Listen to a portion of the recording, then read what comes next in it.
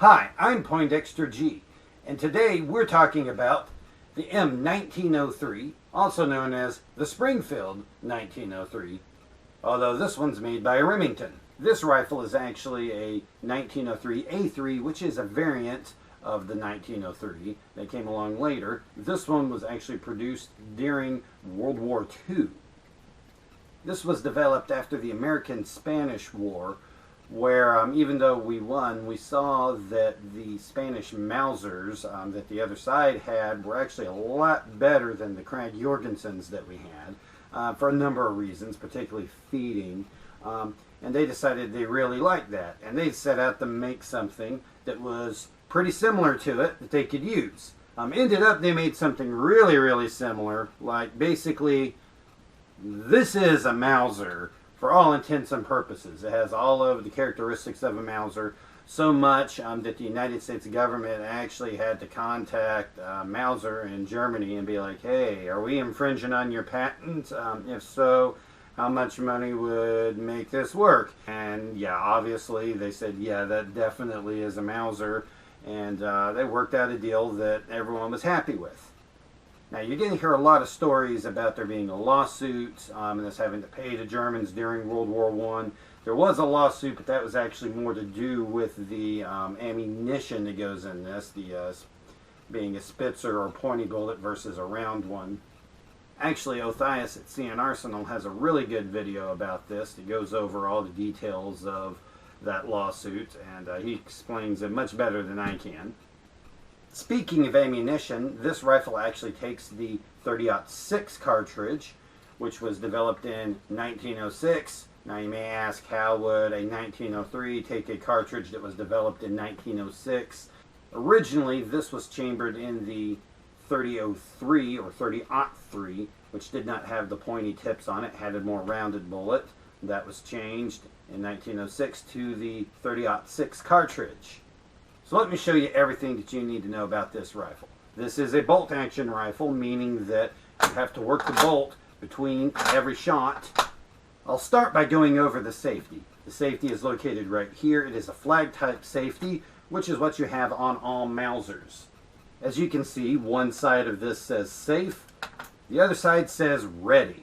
When it's put into the safe position, you'll see that the bolt isn't able to go and that the trigger doesn't do anything. When flipped straight up, it allows you to still manipulate the bolt, but still locks the trigger down. When flipped to this position, it's ready to fire.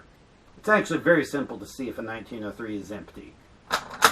You look right here in the chamber. If there's no round in there, then the chamber's empty. And if there's no round there in the magazine, then it's empty. Some of the other controls on this gun are kind of interesting, particularly the magazine cutoff located right there. The purpose of the magazine cutoff is to cut off the magazine. Well, duh, but what does that mean? You have to remember that the idea of a rifle with several rounds in it was actually a fairly new idea, and it scared a lot of the military people in charge because they thought that if you gave a soldier a bunch of ammo, they'd just shoot through all of it and waste it. So they came up with the idea of the magazine cutoff. The idea being that if it's in the off position here, that you're only going to be able to fire single rounds. Basically, fire, load a new round, fire, load a new round, fire. Then if you got into a situation that you needed a bunch of fire rapidly, you could flip it into the on position and have access to all the rounds that were in there. On a 1903, the down position is off and the up position is on.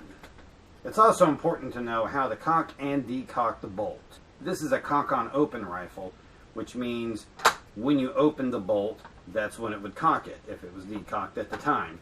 You can tell if it's cocked or decocked by looking at this end right here. If it's all the way out like this, it's cocked. If it's in further, it's decocked. One way to decock it, it's best to do this when you're empty, is while the bolt is open, hold down on the trigger. When we push this bolt, it will slap down into place, and you'll also see simultaneously this move in. And you saw it do that there. This is now decocked. There are two ways to cock it. That is either going to be by lifting the handle up. As I lift the handle up, you'll see this pop open there. Or you can grab this and pull it out like that to cock. So let me show you how you would load your 1903. Well, in single fire, it's pretty simple. You just stick it in there, close the bolt, and fire. That ejects it out, put a new one in, and you fire. But what people want to see is the magazine. So let me show you that.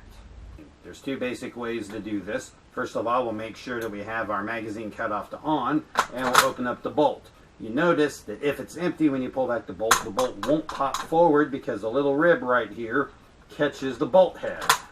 If you wanted to close it, you'd either have to load some rounds or push down on the follower to allow it to pull forward. Now, the first way to load it is to simply load loose rounds. You'd open it up, making sure that your magazine cutoff is on. You take a loose round and you just push it into the magazine just like that.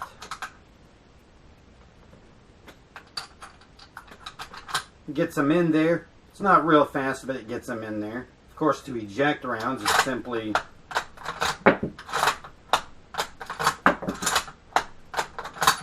and you can see it doesn't take a whole lot of force to pull out the unfired rounds. Now, the other way to load it is by use of a stripper clip. The stripper clip was one of the great things that they saw on the Mausers that they wanted to recreate on this. Right here you'll see a guide for the stripper clip. That goes right there, and then you simply push the rounds in like that. As you can see, that is much faster than simply loading them in one at a time. Another important thing on the 1903 are the rear sights. You basically have two adjustments on the rear sights: windage, which is your left and right movement, and elevation, which is your up and down. Elevation is pretty simple. You simply take your finger and slide the sight up or down. There are notches on there marked for distances. You align it with the proper distance, and there you go. The other adjustment on your rear sight is windage, which is done with this knob right here. That basically moves the sight to the left and to the right. A couple of other interesting features on this is the buttstock storage in the back. In my case, I happen to have a combination oiler and pull-through cleaner. And of course also the bayonet lug, which is where you put your bayonet. Now, the bayonet lug design on this goes back to the Krag Jorgensen, which was the previous one, and carried on to the M1 Grand. This one is an M1 bayonet, which was actually made slightly after World War II. Basically just goes on like that and slides on. To remove the bayonets, basically push that button right there and it slides off. One thing I do have on this rifle that's not on all of them is this right here, which is a front sight protector. That's basically there to keep this front sight from getting banged around and moving off of zero. This is really good for when you have it in storage. You can fire it with it on there because it does allow you to still see that, although it does obstruct a lot of the view around it. So some people like to have it on there, some people like to not. This piece here is not a broken sling loop. It's actually a stacking swivel. The purpose of the stacking swivel was basically a way to allow rifles to be stacked out in the field without anywhere to put them and not just simply be thrown in the dirt. You take 3 rifles, you hook them together and basically make a little teepee. There's one thing that I mentioned earlier and neglected to follow up on, and that was going to be some of the discoloration around the magazine cutoff.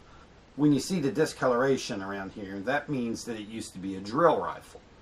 Now, a drill rifle is basically a rifle that was used during drilling and marching and also for ceremonial purposes.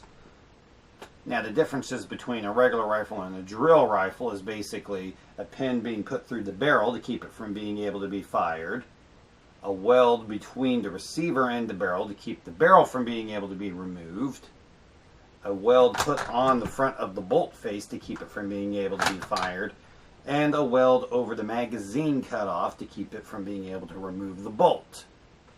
Now, people started realizing as these turned up that they could actually be returned into a fireable weapon. Basically, this would be done by knocking out the weld here between the receiver and the barrel, replacing the barrel with a new one, as that barrel is no longer any good, replacing the bolt, as the bolt is also no longer good, and knocking off the weld here that keeps the magazine cutoff locked in place. And two of the telltale signs of a former drill rifle is going to be discolorization around the magazine cutoff, and also a barrel that does not match the production year of the receiver. The receiver doesn't have a production year stamped on it, but you can look up the serial and see when it was produced. Now, the concerns about this would be damage done to the receiver when the welding was done to it there. It has to be heated up to put the weld on it, and that could potentially compromise the receiver. The other thing to remember about these is that if you come across a former drill rifle, you need to have somebody that is smarter than you, basically a gunsmith, take a look at it and verify that it's still safe to shoot. After filming this, I decided to split this up into two videos, one going over all the features and the functions of the M1903, and another about disassembly. So if you want to find out about disassembly of the 1903, I've got another video for that.